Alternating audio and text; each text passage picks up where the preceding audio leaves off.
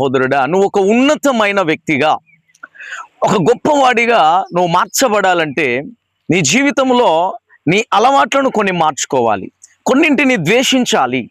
పరిశుద్ధ గ్రంథంలో యోసేపును మనం గమనిస్తే, ప్రియమైన సహోదరుడా సహోదరి, ఈ యోసేపు అంట పాపమును ద్వేషించిన వాడు, పాపమును వదిలిపెట్టి పారిపోయిన వ్యక్తిగా పరిశుద్ధ గ్రంథంలో మనకు కనపడుతుంది.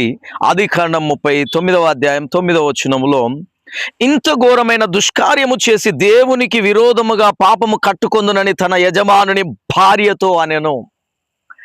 ఒక ఇంటిలో పనివాడిగా చేర్చబడిన బానిసగా ఉన్నటువంటి యోసేపు ఆ ఇంటిలోకి వెళ్ళిన తర్వాత ఆ ఇంటిని దేవుడు ఆశీర్వదించాడు, ఆ ఇంటిని దేవుడు గొప్ప చేశాడు యోసేపును బట్టి.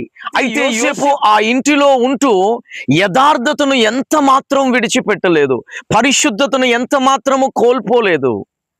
తన యజమానుని భార్య పాపము చేయుటకు ప్రతిరోజు ప్రేరేపించుచూ ఉన్నను, దేవునికి ఘోరమైన, ఇంత ఘోరమైన పాపాన్ని చేసి నేను ఎలాగూ ఆయన మనసును బాధ పెడతానని చెప్పి పారిపోయాడు యోసేపు. మొట్టమొదటిగా ప్రియమైన సహోదరుడా, నువ్వు గొప్పవాడివి కావాలంటే పాపాన్ని ద్వేషించే వ్యక్తిగా నువ్వు మారాలి, పాపము నుంచి పారిపోయే వ్యక్తిగా నువ్వు మారాలి. దేశం యొక్క ఉన్నత స్థలంలో నిన్ను ఎక్కిస్తాడు, ఒక ఉన్నతమైన స్థితికి దేవుడు నిన్ను తీసుకొని వెళ్తాడు. నా ప్రజలందరూ నీకు నమస్కరిస్తారు, నా ప్రజలందరి మీద నీవు అది సింహాసనములో తప్ప మరి ఏ ఇతర విషయములో నీకంటే, సింహాసన విషయములో తప్ప నేను నీకంటే ఎందులో ఎక్కువ అయిన వాడను కాదు అని వెంటనే యోసేపును పిలిపించాడు, రాజ ఉంగరాన్ని పెట్టించాడు, సన్నపు నార వస్త్రాలు వేయించాడు.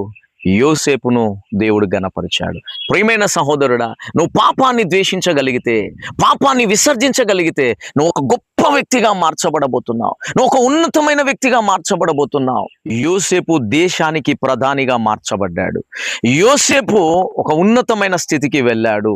ఈరోజు నీవు నేను నీ జీవితంలో, నా జీవితంలో దేవునికి ఆయాసకరమైన మార్గములు ఏ ఏ పాపములు నీలో దాగి ఉన్నాయో వాటన్నిటిని విసర్జించు.